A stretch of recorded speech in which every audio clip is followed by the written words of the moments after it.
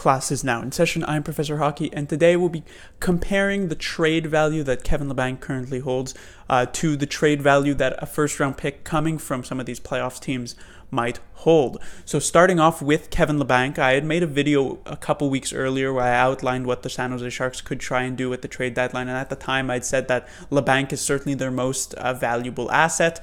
I said that if the Sharks wanted to get like one of these rental forwards like a Zuccarello, like a Wayne Simmons, like a Dzingel or a Furland or whatever, that it would be Kevin Labanc that the Sharks would have to package for him, so something like a Labanc and a third-round pick or a fourth-round pick to get one of these rental players, because the Sharks obviously didn't have a first-rounder. And Labanc's recent performance, his hat-trick against the Oilers, and his other points that he's put up in the other games since the return of the All-Star break, has made me rethink exactly the value, and I feel like I've come to a much different conclusion. So I've looked into it a bit more, and last season I will outline 77 games played for him, 11 goals, 29 assists for 40 points. 17 of those were on the power play, so almost half, with over 14 minutes of ice time, with about 12 minutes of ice time at even strength. This season, however, he has 57 games played, so on pace to play the full season, with 10 goals, on pace for 14, 27 assists, on pace for 39, and 37 points, on pace for 53, so over 50 points for Kevin Labanc that he's on pace for, which is actually a pretty solid year for a player who gets his ice time, which is 13 and a half minutes in general, as well as only 11 and a half at even strength. That puts him, for in general ice time, 14th out of 20 skaters on the Sharks who have played at the very least 20 games, as well as 16th out of 20 in terms of Sharks skaters who have played at least 20 games at even strength. So he's certainly not someone who Peter DeBoer leans on heavily. He's not always playing with the best of line mates. He has 14 power play points this season as well, puts him on pace for 20 of those. And so if Labanc is to go over to one of these rebuilding teams, his role could certainly be expanded, maybe get a couple more minutes a night, a couple more even strength minutes a night as well, maybe play with some of their top players. Let's say if he were to go to like a New York, he might be able to play with Zibanejad and Chris Kreider somewhat frequently, which could also help his development. And that's one of the main reasons why I think Labanc does hold actually a good amount of value, is because he is a 50-point scorer. He's good on the power play, and he's someone who hasn't even been relied on to put up points in San Jose. So you increase his role, and we know that Labanc, even if there are defensive deficiencies and some discipline issues, we do know he has the skill. And so 50 points, or on pace for 50 points, I guess I should say, at the moment, if he does hit that mark, that is something that could climb if he's given an expanded role on a rebuilding team. Another reason why he holds a lot of value is the fact that he is on an ELC and expiring. He's going to be signing a pretty cheap contract in general. I mean, you take a look at some of the RFAs that are expiring this year, like a Mitch Marner. The contract Matthews is already signed. These guys are going to be commanding a ton of money, and Labanc has sort of gone under the radar, and sort of rightfully so. I would say that Labanc is most likely going to try and sign some sort of bridge deal in the offseason, and so I'm sure any team rebuilding, even the Sharks would probably, if they were to keep Labanc, could afford the $2 to $3 million that he will request. Maybe the Sharks wouldn't be able to afford that, looking at the contract situation there, but certainly a team like the Rangers or like the Flyers could afford to pay that and see where Labanc goes within the next couple of years. Another reason, I guess the final reason here, is because of Labanc's age. He is only 23, as of course that does come with the way that the ELC is expiring, and so most people nail the player's prime down to about 23 to 24 to about 27 or 28. Now, there are exceptions. Andrei Kopitar had a career year just last season over the age of 30. Claude Giroux also had I'm not sure if it's a career, but a very, very good year of about 100 points just last season as well. So it's not like at age 30 you just completely fall off. I mean, Brent Burns is also on pace to have a career year at age 33 or 34.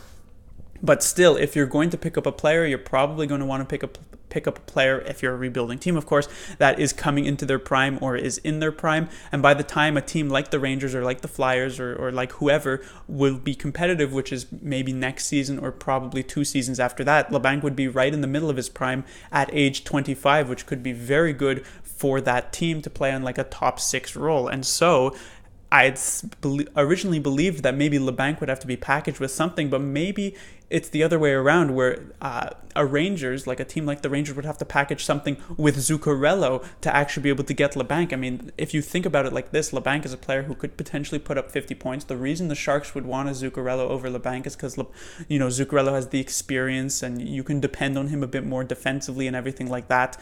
But they put up sort of equal amount of points. Zuccarello is someone who's going to play max like 40 games in total with the Sharks before leaving in free agency, while Kevin Labanc is potentially a player who could stay with San Jose his entire career, or stay with the Rangers, I guess, his new team, for his entire career. And so it's potentially possible that the Rangers or the Flyers or whoever would have to add an extra something to sweeten the deal for the Sharks if they want to pick up Kevin Labanc. Now, when it comes with some of the bigger names like Stone, Duchesne, and Panarin, they'd probably still have to give a lot more than Labanc. I mean, Panarin, you could probably expect that like a first-round pick's going his Blue Jackets' way, as well as a very, very good prospect. But when you think about it as well, the Sharks could potentially be in on Panarin. I don't think it would happen, but Labanc could be a good forward for what the Blue Jackets want, because of the fact that if they pick up a prospect, it doesn't really help them. They're trying to be a competitive team as soon as this season. They just want to get rid of Panarin and Bobrovsky, who won't re-sign. But Labanc, while he's obviously not close to Panarin's level of skill, he is a player who could immediately step into the lineup and still help to make them at least relatively competitive right away. But that is Kevin Labanc's trade value. Now, I'm comparing it to first-round value because I have seen some sentiment of since the Sharks don't have a first-round pick this season or next season, the Sharks aren't really in on any of the big names here at the free agent deadline. Not just the big names, but even just the moderately big names like a Zuccarello, like a Simmons. Well, let me just outline the type of value that a first-round pick has. So last season, there were 5 trades, I believe, at least by playoff teams, for first-round picks. Or giving away first-round picks, I should say. So the Penguins did it. They ended up picking 22nd in the draft, and the reason why it's even that high is because the Penguins were not a division winner, but they were obviously pushing for a cup because they had won the last 2. The Bruins traded away a first in the Rick Nash trade. They ended up picking 25th. The Lightning traded away a first in the Ryan McDonough trade. They picked 28th. The Jets traded away a first in the Paul Stastny trade. They picked 29th. And then the Golden Knights traded away a first in the Tomas Tatar trade. They picked 30th. Now, how the draft order after the first 15 teams is decided is from teams 16 to 23. It's basically, if you don't make the conference final, it just sorts itself out by your standing in the league. And so 16th pick last season was the Colorado Avalanche because they were the lowest point total team in the playoffs, and they were eliminated in the first 2 rounds. Then the Devils, who just barely had more points than the Avalanche, they were second lowest in terms of playoff teams. They were also eliminated in the first round, so they picked 17th. Now, if you were a team that was eliminated in the first 2 rounds, but you were also a division winner, you were reserved for spots 23 to 27. So the Nashville Predators, since they won the division, but they were eliminated in the second round, they ended up picking 27th. And then the final 4 picks, or spots, 28, 29, 30, and 31, are reserved 28 and 29 for the conference final losers, 30th for the Stanley Cup runner-up, and then 31st, like the Washington Capitals, for the Stanley Cup winner. And so most of the time when you're getting one of these rental first-round picks, you should be expecting to choose in the bottom third, really, of the draft from spot 21 to 31. As I said, the Penguins, the reason he was even that high at 22 was because that was a team that was pushing because they've won the last 2 Stanley Cups, so they certainly had a lot of confidence. But rarely you're going to see, let's say last season, like a Philadelphia, like a Colorado, like a New Jersey actually try and make a rental type of trade, giving away their first-round pick, because they know that they're not necessarily really in it to win it, I guess you could say. And so you normally see a team like the Lightning, a team like the Jets, these division winners, these huge point amassers in the regular season, actually make the trade for first rounders. But even so, I've taken a look at not the last 5 drafts, but 5 drafts from a 5-year period from 2008 to 2012. Recent enough that it's still relevant, but not too recent where some of the players haven't had time to develop. And I've looked at actually players drafted from 16 to 31st. Of course, At this time, 31st was not in the first round, it was in the second round, but since coming up to this draft, the draft will be the 16th best player to the 31st best player. I decided to look at 16th to 31st, and I've sorted them into the players into 4 different categories of players. So first is busts. So these are players who either never played an NHL game, played just like a couple of NHL games, and haven't played in a long time. There are some of those. For instance, a Sharks player who would be considered like that would be, if anyone remembers him, Nick Petricki, who was drafted, I believe, in the first round for the San Jose Sharks. He was a player who never really caught on with the Sharks main team in general. He would be considered a bust. When it comes next, it's subpar. These are players who have maybe played some NHL games, but maybe haven't played those recently in the last year, the last couple of years.